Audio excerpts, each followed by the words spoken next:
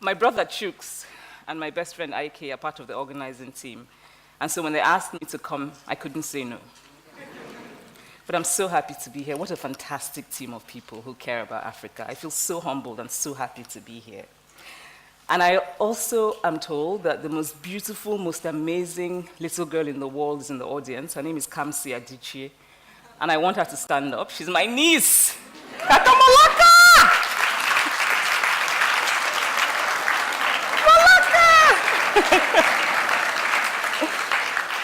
So I would like to start by telling you about one of my greatest friends, Okoloma Madwewesi.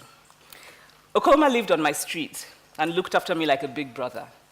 If I liked a boy, I would ask Okoloma's opinion. Okoloma died in the notorious Sosoliso plane crash in Nigeria in December of 2005, almost exactly 7 years ago. Okoloma was the person I could argue with, laugh with, and truly talk to. He was also the first person to call me a feminist. I was about 14. We were in his house, arguing, both of us bristling with half-baked knowledge from books that we had read. I don't remember what this particular argument was about. But I remember that as I argued and argued, Okoloma looked at me and said, "You know, you're a feminist." It was not a compliment. I could tell from his tone, the same tone that you would use to say something like, "You're a supporter of terrorism." I did not know exactly what this word feminist meant, and I did not want Okoloma to know that I did not know. So I brushed it aside and I continued to argue. And the first thing I planned to do when I got home was to look up the word feminist in the dictionary. Now, fast forward to some years later. I wrote a novel about a man who, among other things, beats his wife and whose story doesn't end very well. While I was promoting the novel in Nigeria, a journalist, a nice, well-meaning man, told me he wanted to advise me.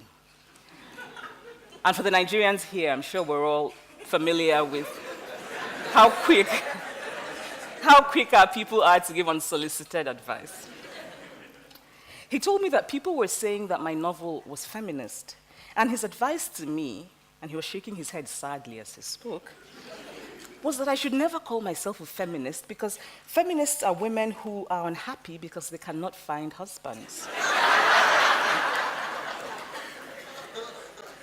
So I decided to call myself a happy feminist.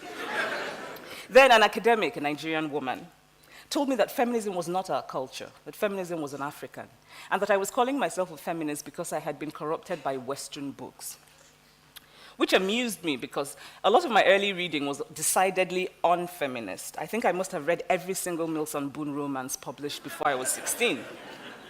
And each time I try to read those books called the feminist classics, I get bored, and I really struggle to finish them. But anyway, since feminism was un-African, I decided I would now call myself a happy African feminist. At some point, I was a happy African feminist who does not hate men and who likes lip gloss and who wears high heels for herself but not for men.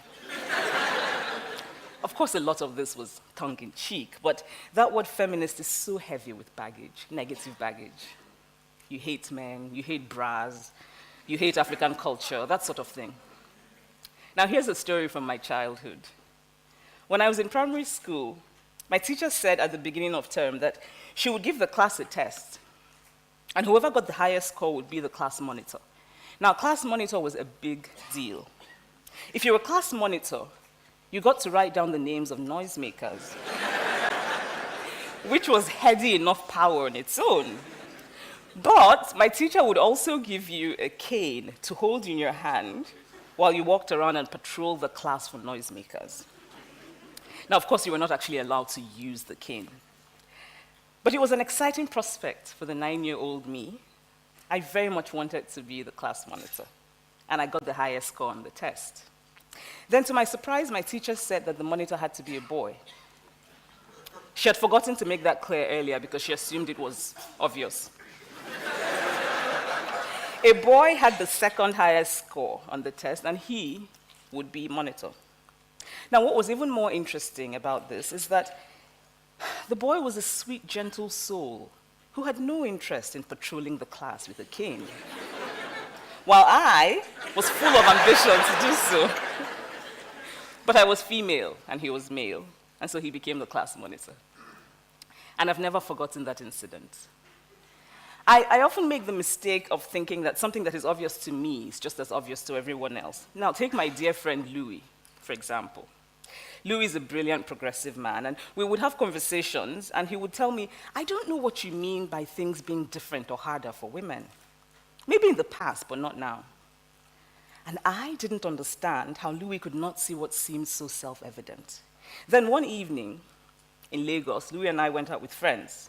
And for people here who are familiar with Lagos, there's that wonderful Lagos fixture, the sprinkling of energetic men who hang around outside establishments and very dramatically help you park your car.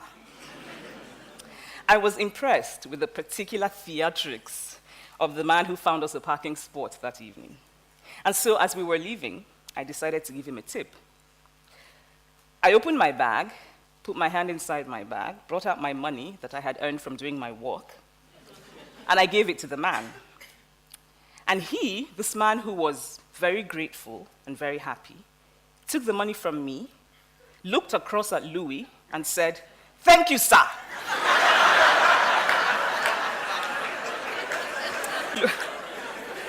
Louis looked at me, surprised, and asked, "Why is he thanking me? I didn't give him the money."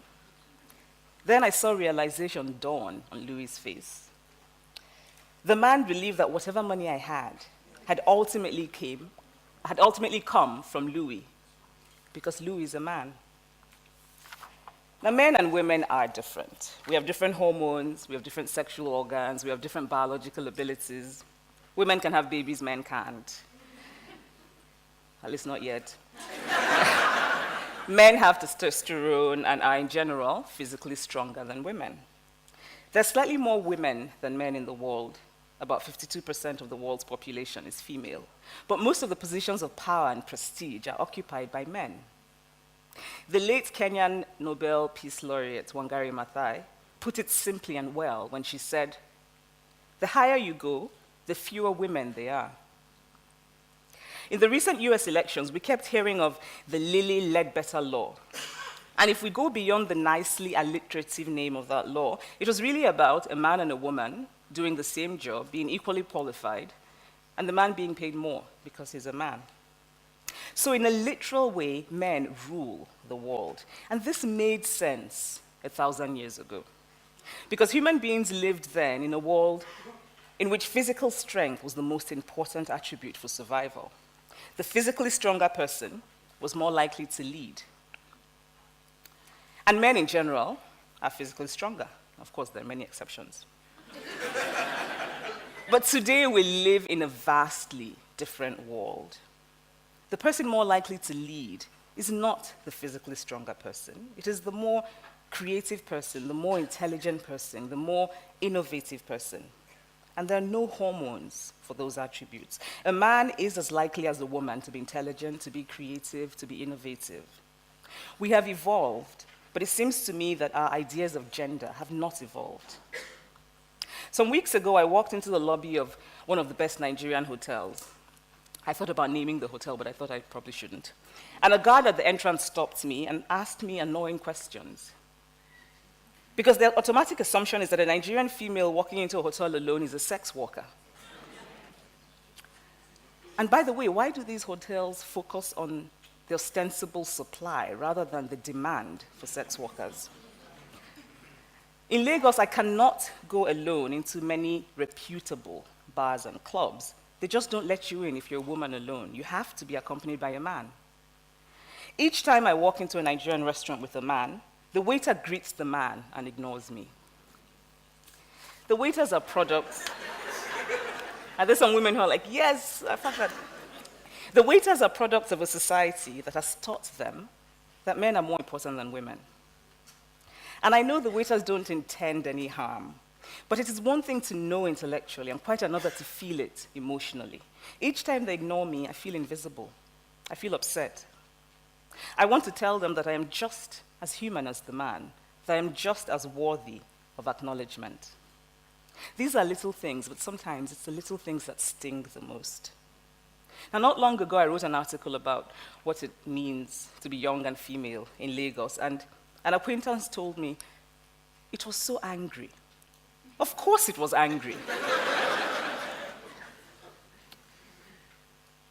I am angry. Gender as it functions today is a grave injustice. We should all be angry. Anger has a long history of bringing about positive change. But in addition to being angry, I'm also hopeful, because I believe deeply in the ability of human beings to make and remake themselves for the better. Gender matters everywhere in the world, but I want to focus on Nigeria and on Africa in general, because it is where I know and because it is where my heart is. And I would like today to ask that we begin to dream about and plan for a different world, a fairer world. A world of happier men and happier women who are truer to themselves. And this is how to start. We must raise our daughters differently. We must also raise our sons differently. We do a great disservice to boys in how we raise them. We stifle the humanity of boys. We define masculinity in a very narrow way. Masculinity becomes this hard, small cage, and we put boys inside the cage. We teach boys to be afraid of fear. We teach boys to be afraid of weakness, of vulnerability. We teach them to mask their true selves because they have to be, in Nigeria speak, hard man. In secondary school, a boy and a girl, both of them teenagers, both of them with the same amount of pocket money, would go out, and that the boy would be expected always to pay to prove his masculinity. And yet we wonder why boys are more likely to steal money from their parents. What if both boys and girls were raised not to link masculinity with money? What if the attitude was not the boy has to pay, but rather whoever has more should pay? Now, of course, because of the historical advantage, it is mostly men who will have more today. But if we start raising children differently, then in 50 years, in 100 years, boys will no longer have the pressure of having to prove this masculinity. But by far the worst thing we do to males, by making them feel that they have to be hard, is that we leave them with very fragile egos. The more hard man a man feels compelled to be, the weaker his ego is. And then we do a much greater disservice to girls because we raise them to cater to the fragile egos of men. We teach girls to shrink themselves, to make themselves smaller. We say to girls, you can have ambition, but not too much. You should aim to be successful, but not too successful. Otherwise, you will threaten the man. If you are the breadwinner in your relationship with a man, you have to pretend that you're not, especially in public. Otherwise, you will emasculate him. But what if we question the premise itself? Why should a woman's success be a threat to a man? What if we decide to simply dispose of that word? And I don't think there's an English word I dislike more than emasculation. A Nigerian acquaintance once asked me if I was worried that men would be intimidated by me. I was not worried at all. In fact, it had not occurred to me to be worried because a man who will be intimidated by me is exactly the kind of man I would have no interest in.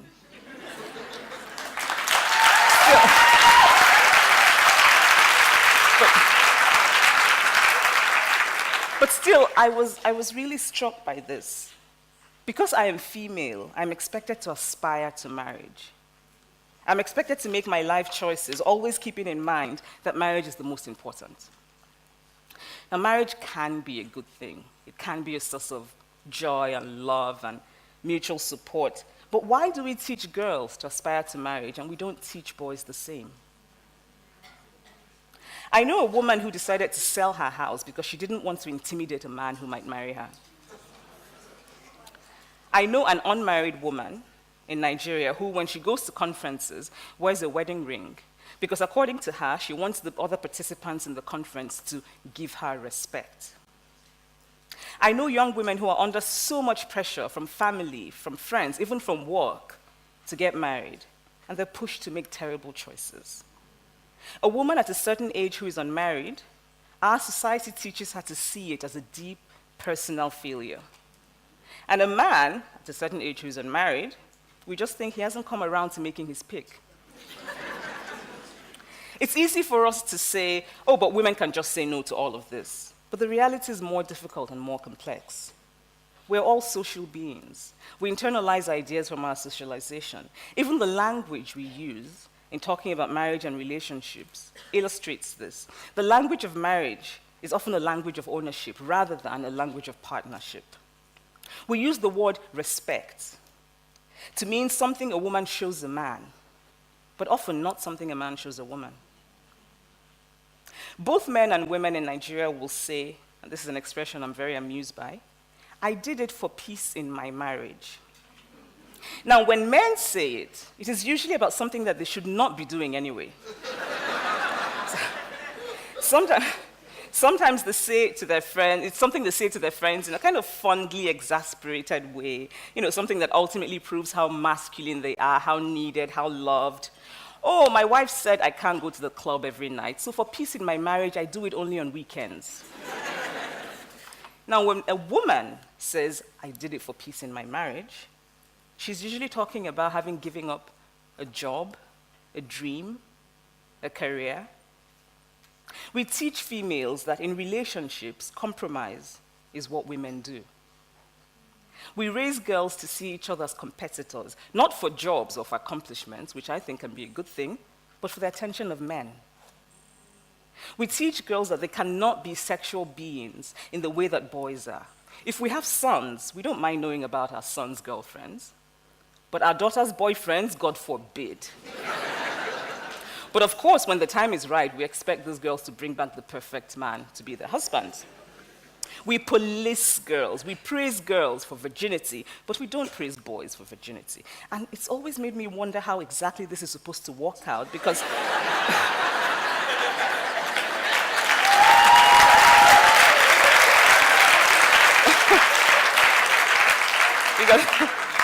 the loss of virginity is usually a process that involves people. Recently, a young woman was gang raped in a university in Nigeria. I think some of us know about that. And the response of many young Nigerians, both male and female, was something along the lines of this. Yes, rape is wrong, but what is a girl doing in a room with 4 boys? Now, if we can forget the horrible inhumanity of that response, these Nigerians have been raised to think of women as inherently guilty. And they've been raised to expect so little of men that the idea of men as savage beings without any control is somehow acceptable. We teach girls shame. Close your legs, cover yourself. We make them feel as though by being born female, they're already guilty of something. And so girls grow up to be women who cannot say they have desire. They grow up to be women who silence themselves. They grow up to be women who cannot say what they truly think. And they grow up, and this is the worst thing we do to girls, they grow up to be women who have turned pretense into an art form.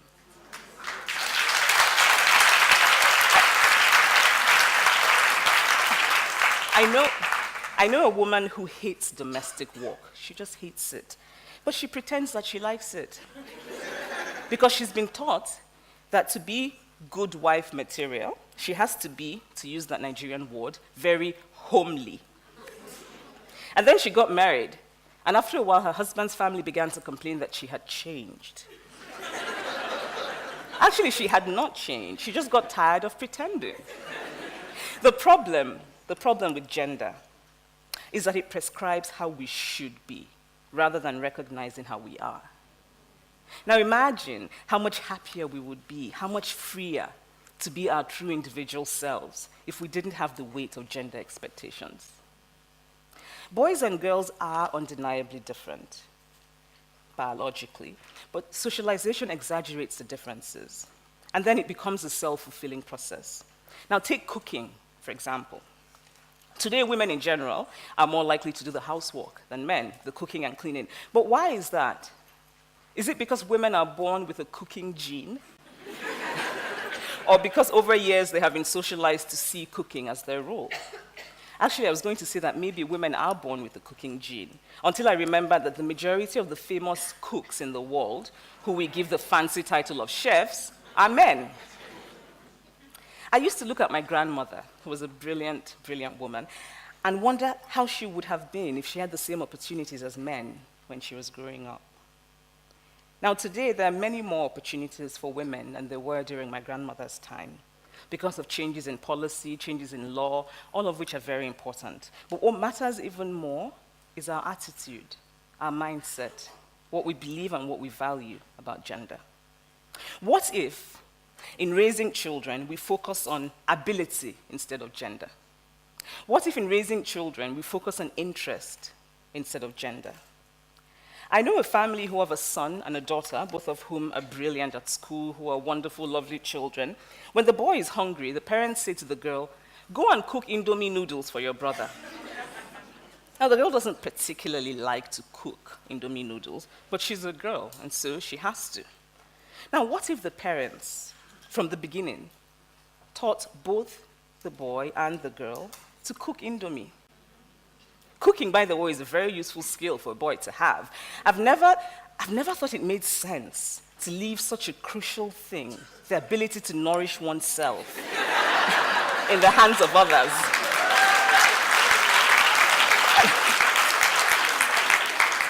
I know a woman who has the same degree and the same job as her husband. When they get back from work, she does most of the housework, which I think is true for many marriages. But what struck me about them was that whenever her husband changed the baby's diaper, she said thank you to him. Now, what if she saw this as perfectly normal and natural, that he should, in fact, care for his child? I'm trying to unlearn many of the lessons of gender that I internalized when I was growing up. But I sometimes still feel very vulnerable in the face of gender expectations. The first time I taught a writing class in graduate school, I was worried. I wasn't worried about the material I would teach because I was well prepared and I was going to teach what I enjoyed teaching. Instead, I was worried about what to wear. I wanted to be taken seriously. I knew that because I was female, I would automatically have to prove my worth. And I was worried that if I looked too feminine, I would not be taken seriously. I really wanted to wear my shiny lip gloss and my girly skirt, but I decided not to. Instead, I wore a very serious, very manly, and very ugly suit. Because the sad truth is that when it comes to appearance, we start off with men as the standard, as the norm. If a man is getting ready for a business meeting, he doesn't worry about looking too masculine and therefore not being taken for granted. If a woman is getting ready for a business meeting, she has to worry about looking too feminine and what it says and whether or not she will be taken for granted, whether or not she will be taken seriously. I wish I had not worn that ugly suit that day. I've actually banished it from my closet, by the way. Had I then the confidence that I have now to be myself, my students would have benefited even more from my teaching because I would have been more comfortable and more fully and more truly myself. I have chosen to no longer be apologetic for my femaleness and for my femininity.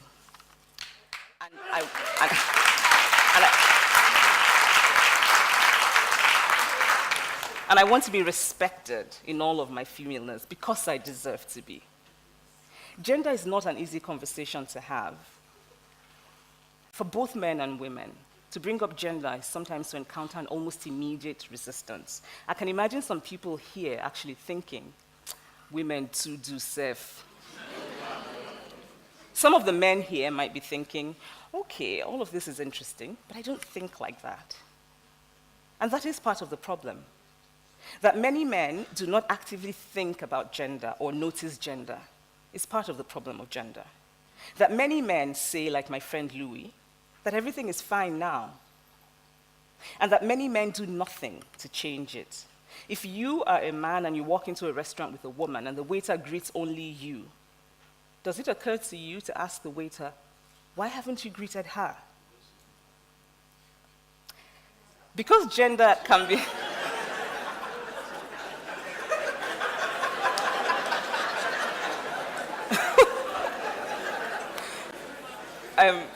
Actually, Women Rapper was part of the longer version of this talk. So because gender can be a very uncomfortable conversation to have, there are very easy ways to close it, to close the conversation. So some people will bring up evolutionary biology and apes, how female apes bow down to male apes, and that sort of thing. But the point is, we're not apes.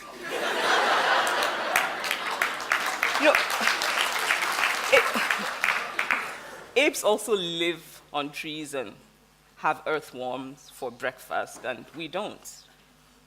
Some people will say, well, poor men also have a hard time. And this is true. But that is not what this But this is not what this conversation is about. Gender and class are different forms of oppression. I actually learned quite a bit about systems of oppression and how they can be blind to one another by talking to black men. I was once talking to a black man about gender, and he said to me, why do you have to say my experience as a woman? Why can't it be your experience as a human being? Now, this was the same man who would often talk about his experience as a black man. Gender matters. Men and women experience the world differently. Gender colors the way we experience the world. But we can change that. Some people will say, oh, but women have the real power, bottom power. And for non-Nigerians, bottom power is an expression which I suppose means something like a woman who uses her sexuality to get favors from men. But bottom power is not power at all. Bottom power means that a woman simply has a good route to tap into from time to time somebody else's power. And then, of course, we have to wonder what happens when that somebody else is in a bad mood, or sick, or impotent. So, some people will say that a woman being subordinate to a man is our culture. But culture is constantly changing. I have beautiful twin nieces who are 15 and live in Lagos. If they had been born 100 years ago, they would have been taken away and killed. Because it was our culture, it was Igbo culture to kill twins. So what is the point of culture? I mean, there's the decorative, the dancing, but also culture really is about preservation and continuity of a people. In my family, I am the child who is most interested in the story of who we are, in our traditions, in the knowledge of ancestral lands. My brothers are not as interested as I am, but I cannot participate. I cannot go to Munnan meetings. I cannot have a say because I am female. Culture does not make people. People make culture. So if it is in fact true, so if it is in fact true that the full humanity of women is not our culture, then we must make it our culture. I think very often of my dear friend, Okoloma Maduewesi. May he and all the others who passed away in that Sosoliso crash continue to rest in peace. He will always be remembered by those of us who loved him. And he was right that day many years ago when he called me a feminist. I am a feminist. And when I looked up the word in the dictionary that day, this is what it said. Feminist, a person who believes in the social, political, and economic equality of the sexes. My great-grandmother, from the stories I've heard, was a feminist. She ran away from the house of the man she did not want to marry and ended up marrying the man of her choice. She refused, she protested, she spoke up whenever she felt she was being deprived of access, of land, that sort of thing. My great-grandmother did not know that word feminist, but it doesn't mean that she wasn't one. More of us should reclaim that word. My own definition of feminist is, a feminist is a man or a woman who says,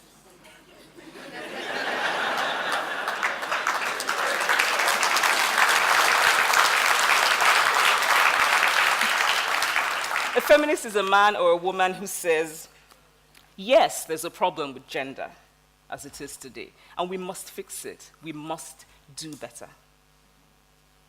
The best feminist I know is my brother, Kene.